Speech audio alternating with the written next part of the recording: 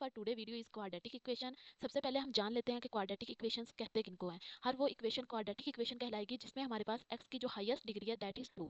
जब भी किसी इक्वेशन की हाईएस्ट डिग्री हमारे पास 2 होगी वो क्वाड्रेटिक इक्वेशन कहलाएगी। और ये इसकी स्टैंडर्ड फॉर्म है। यहाँ पर जो a b और c हैं ये हमारे पास कॉन्स्टेंट्स हैं, मतलब ये 2 3 4 6 7 कुछ भी हो सकते हैं। लेकिन इसमें एक और शर्त रखेगी दैट इज के a हमारे पास जो है वो नॉन जीरो होना चाहिए। a हमारे पास कभी भी जीरो नहीं हो सकता, ओके। क्योंकि अगर a हमारे पास जीरो होगा तो x स्क्वायर की वैल्यू जब जीरो होगा तो ये इसके साथ मल्टीप्लाई होकर ये वाली सारी टर्म जो है वो हमारे पास जीरो हो जाएगी, ओके। तो फिर वो क्वाड्रेटिक इक्वेशन नहीं रहेगी। ये इसकी स्टैंडर्ड फॉर्म थी, ओके।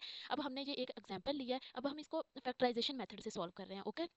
तो ये हमने एग्जांपल ले लिया एक। अब इसको हम सॉल्व करते हैं। इसको किस तरह से सॉल्व करते हैं, इसमें हम ये जो मिडिल टर्म होती है हमारे पास इसको हम दो टर्म्स में स्प्लिट करते हैं। दो ऐसी टर्म्स में स्प्लिट करते हैं जिनका हम प्रोडक्ट लें तो वो हमारे पास ऐसी टर्म आनी चाहिए जो यहाँ पर हमारी इक्वेशन में माइनस इस वाली टर्म को सी को ए से मल्टीप्लाई करने के बाद जो हमारे पास टर्म आती है। अब देखिए मैं आपको समझाती हूँ। ये इस इक्वेशन में हमारे पास एक्स स्क्वायर के साथ ए की वैल्यू 1 है, ओके।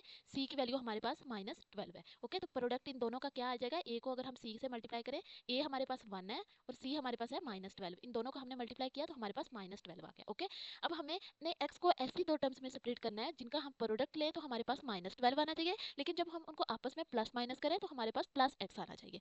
अब अगर हम देखें तो अगर हम 3 को 4 से मल्टीप्लाई करें, 3 × 4 सॉरी तो हमारे पास 12 आ जाएगा, ओके। अब हमें चाहिए -12, ओके। तो अब या तो 3 के साथ माइनस लगा होना चाहिए या फिर -4 के साथ लगा होना चाहिए। दोनों के साथ एक ही टाइम में हम नहीं लगा सकते क्योंकि माइनस माइनस प्लस हो जाता है।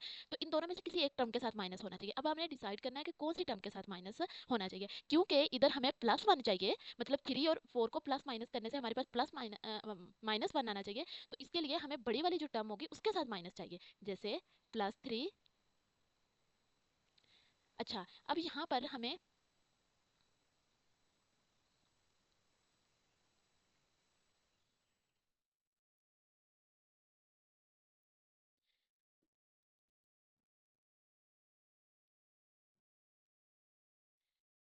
अच्छा, यहाँ पर हमने इस इक्वेशन को सॉल्व कैसे करना है, हमने x को दो टर्म्स में स्प्लिट करना है। x को ऐसी दो टर्म्स में हमने स्प्लिट करना है जिनका हम प्रोडक्ट लें तो वो हमारे पास a × c के इक्वल आना चाहिए, और अगर इसको प्लस माइनस करें तो वो हमारे पास x के इक्वल होना चाहिए। यहाँ पर हमारे पास a × c क्या है, a की जगह पर हमारे पास 1 है, c की जगह पर हमारे पास 12 है। सो a × c हम करेंगे दैट इज 1 - 12, तो हमारे पास आ गया -12, ओके। अब x को ऐसी दो टर्म्स में स्प्लिट करना है जिनका प्रोडक्ट ले तो हमारे पास -12 आना चाहिए, और प्लस माइनस करें तो हमारे पास +1 आना चाहिए क्योंकि x के साथ +1 है ना, इधर कोई कांस्टेंट और नहीं है, हमारे पास 1 है, ओके। अब हम दो ऐसी टर्म्स लेंगे जिनका प्रोडक्ट लें तो -12 आना चाहिए, प्लस माइनस करें तो +1 आना चाहिए। चलो अगर हम देखें 3 को हम मल्टीप्लाई करें 4 के साथ तो हमारे पास 12 आ जाएगा, ओके। अब हमें -12 चाहिए क्योंकि 12 के साथ माइनस है, तो 3 या 4 इन दोनों में से किसी एक के साथ माइनस होना चाहिए। अब ये हम कैसे डिसाइड करेंगे कि किस टर्म के साथ माइनस आए, क्योंकि हमें इधर +1 चाहिए। जब इन दोनों को ऐड करेंगे तो इसके लिए +1 तभी आएगा जब -3 होगा, ओके। क्योंकि अगर -4 लगाएंगे तो बड़ी वाली टर्म के साथ माइनस होगा तो वो आगे आंस पे भी माइनस देगा। तो अगर हम करते हैं -3 + 4 दैट इज +1, ओके। हमें +1 चाहिए, इस वजह से हम -3 के साथ 3 के साथ माइनस लगा लेंगे और 4 के साथ प्लस लगा लेंगे, ओके। तो अब हम स्प्लिट करते हैं इनको, x² - 3x + 4x - 12, ओके। ये x जो है ये इन दो टर्म्स में स्प्लिट हो गया, ओके। तो कैसे स्प्लिट हुआ, इन दोनों का प्रोडक्ट -12 के इक्वल है, जो कि इस वाले a को b के साथ मल्टीप्लाई करने से -12 आया था हमारे पास। तो इस वजह से इनका प्रोडक्ट 3 × 4 हमारे पास -12 है, और जब इन दोनों को -3x + 4x हम प्लस माइनस करते हैं तो माइनस आएगा, तो दैट इज +x। अब हम इनमें से कॉमन ले लेते हैं दो दो टर्म्स का, ओके। इस वाली का और इसमें से कॉमन ले लेंगे जो है, और इस वाली में से। इधर से हम ओनली x कॉमन ले सकते हैं, x² नहीं ले सकते क्योंकि इधर ओनली x है, ओके। तो हमारे पास आ जाएगा x - 3 प्लस, इधर से हम 4 कॉमन ले सकते हैं तो अंदर फिर आ जाएगा x - 3, ओके।